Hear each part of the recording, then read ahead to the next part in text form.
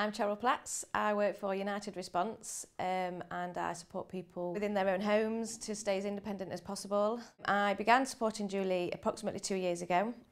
She's a lady with mental health problems. She lives in her own home and has brought up a family. My name's Julie Underwood, and I've been having help from Cheryl from Assertive Outreach for the last 2 years. I moved out of home just over 2 years ago when Cheryl first started supporting my mum. We spent time getting to know each other and to see what her strengths were and where we could build upon them strengths. Julie needed to build upon her confidence quite a bit, but she already had them strengths within her. It was just about finding the best way to get the strengths out of her. Because Lam was moving out and going into her own home, and she wanted to lead her own life after being a young carer and looking after me for a number of years. Cheryl came to help me with the shopping. She also helped me very much with my confidence and made me more outgoing. Used to have like panic attacks at the time. Yeah. She used to get very worked up, and she just wouldn't be able to cope with it. So I just did it for years and years. So she needed someone else to actually step in.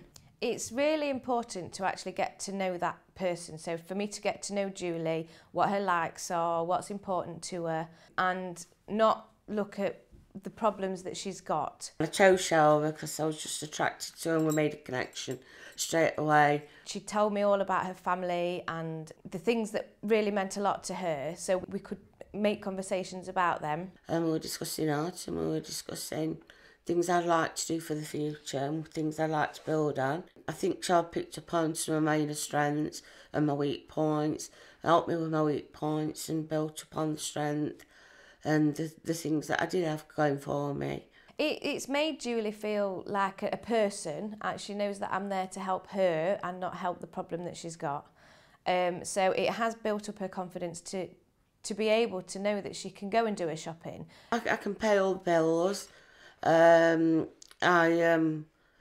I've lost half a stone in weight over the last few weeks by going swimming. The strength-based approach that we are taking enables Julie to make sure she's got them links with her family and the neighbours especially. So if Julie does feel that she's having a bad day, or if something happens in Julie's life where she would need some more support from people, rather than her having to call the emergency services or calling some crisis team, she now has them connections and the confidence to be able to pick up a phone, to speak to a family member, to pop round to the neighbours, to gain that help from them before it gets to that crisis point.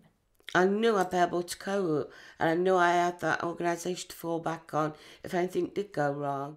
Once we can see that a particular activity or a particular skill is working well for them, I might just drop one little part of that skill or that task that I've been doing and encourage them to do it for themselves. Other organisations could use this way of working because we found that it works really well for us. We strive on being person-centred. We use a number of tools around that to make it work.